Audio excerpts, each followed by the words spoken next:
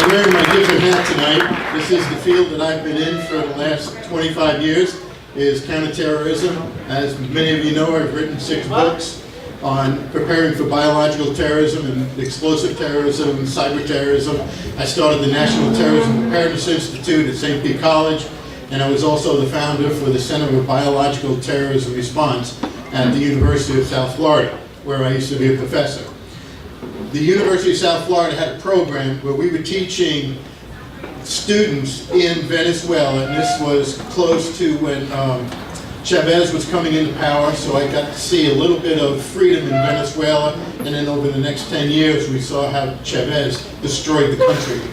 And I'm still very much in touch with a lot of my students. Zaida was supposed to be here. She's just very nervous because of the government in Venezuela, which is a very shame.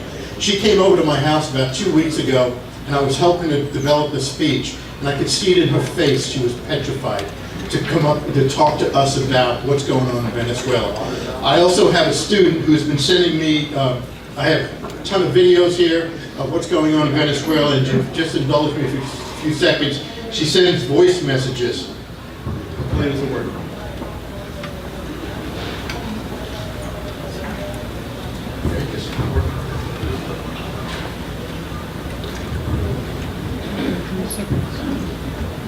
And this is going to show you that our president.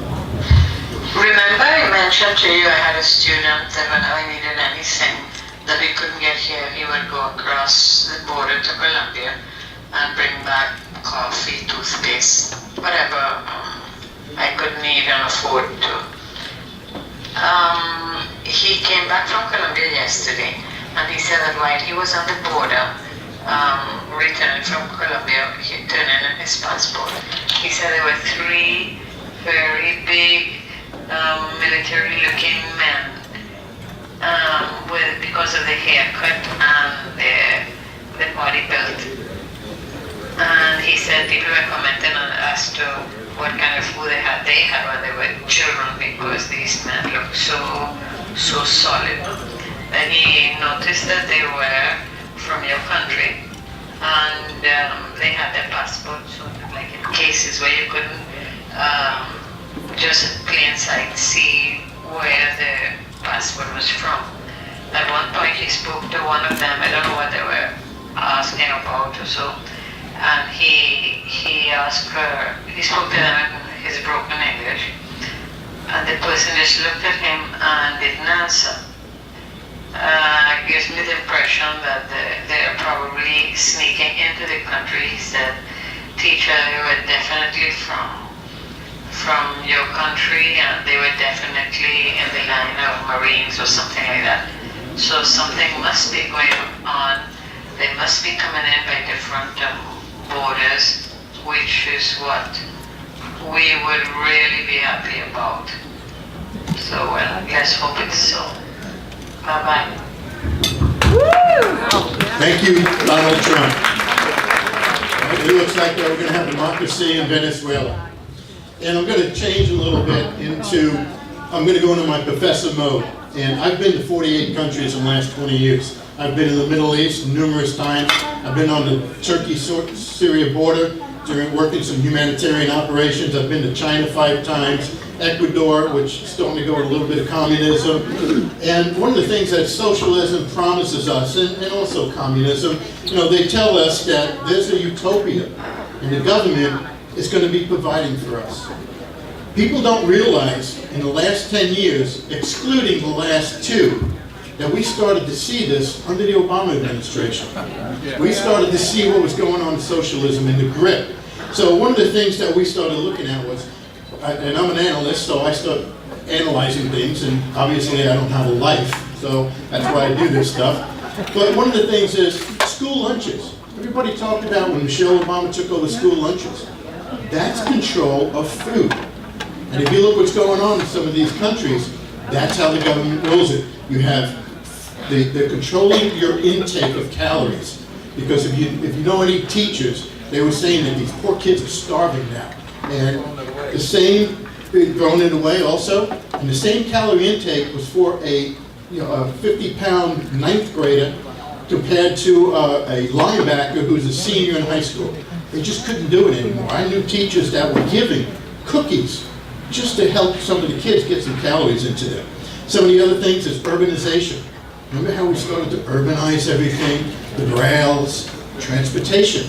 So if you look at Dictator 101, okay, I used to teach, and I used to teach the ideology of national and international terrorism when I was at USF. And we talked about how things will control dictatorships, socialism, communism, it's all the same goal. You know, the urbanization, they're looking to do more public transportation. Have we seen that lately? Public transportation, because that's how they control your movement in the country. We had a big decrease in the military. Thank God President Trump is starting to increase our military. Right? Yes, we could blow on that. Over those 8 years, we had a global standardization. There was supposed to be a big influence of the United Nations. When I was teaching at the University of South Florida, I actually went to some United Nations and I was an instructor in peacekeeping. And you could see how do you have anything? Oh, sorry. James is counting, sorry. He looked like he was pointing. You could see what was going on with the globalization standards. We were losing our identity as Americans because we had to be globalization. And we all saw how that works, and we're the strongest economy in the world. Okay? Control of communications. What did Obama try to do? The internet. All right, he was starting to try to control that. So we're starting to get some of our freedoms back.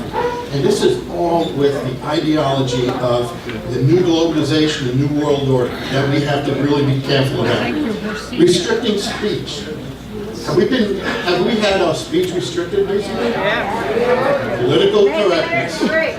Right? Political correctness.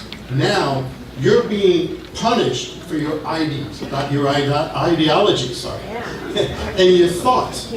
So we need to get back into the First Amendment, okay? True First Amendment. Political good. Also, he also increased the welfare. What did we do with welfare? Okay, that was a dependency on the government. You had your food stamps, Medicare for all. So now you've got the left talking about what are we going to do with health care. So now they're going to control your intake of food, your communications, your transportations, and also your health. Because you're going to be subservient to the central government. And we have to be on our toes to defend this. Because I know when I went in the Army, I took an oath to defend this country from all enemies, foreign and domestic. And I still have not been relieved of that oath. And I think there's a lot of people in this room who have not been relieved of that oath. If you are a veteran, please applaud.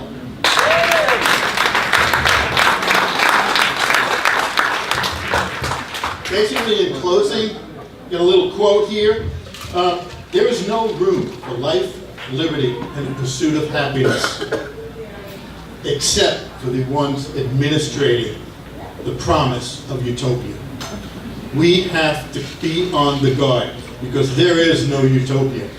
We have to make a free society like the American founders started in 1776.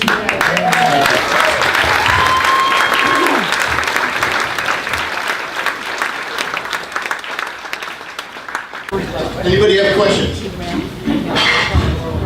I said, I've written 6 books on terrorism. I've been all over the world. And, excuse me? If you're reading my books, you have no life. You can get them on Amazon. Preparing for Biological Terrorism is probably my biggest seller. It actually put my daughter through Canterbury with all the royalties. So keep on buying them wholesale. Yes. I don't know, but his name is George. Thank you. Yes, we're doing things different this time when I run against Charlie Crist. I've titled my new campaign as Non-Kinetic Warfare. Yes. Are we watching the collapse of socialism in Central America? Can you say that again? Are we watching the collapse of socialism in Central America? I think we're watching part of it, but it's always going to rear its big ugly head, because Cuba right now is petrified that Madeira is going to fall, because Cuba gets their oil from Venezuela. So you might see some military actions in other countries like we did in 1981 when we had the invasion of Grenada. You know, that was an expansion of Cuba. So that's something we have to look for in the Western Hemisphere.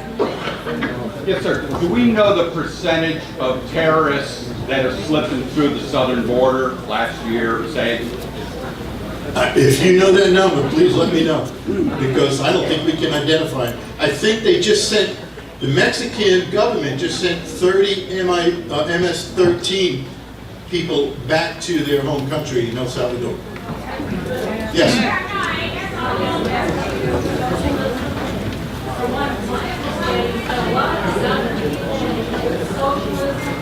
They look at California, okay, and they look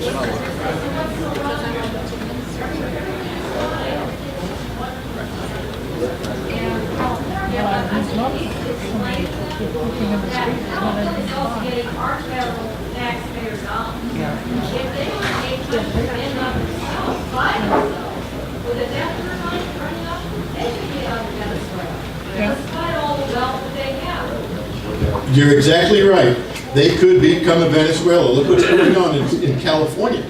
I mean, they want to tear down the existing wall over San Diego area. They also want to have free health care for all, free college for all. Do you know that only 75% of the American population does not go to college?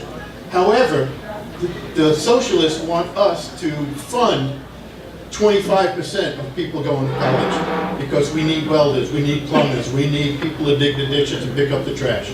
Yes? I want to know your opinion. What is your opinion of the Mexican government? I don't view the Mexican people as an enemy, but I certainly view their government as a long-term enemy and threat. What say you? My personal opinion is I agree, because they're not stopping the people at their southern border. That has to be challenged. Also, my personal opinion is Trump needs to cut off funding to Honduras, El Salvador, Ecuador, those countries. Say, gee, you control your population inside your country, we're not giving you any more money. And what irks me the most in the Middle East and South America is that these people that are coming, they are military age. Why can't they stand there and defend their country? Because I defended my country. Any other ones? Thank you so much. I'll definitely be seeing you over the next 2 weeks. George.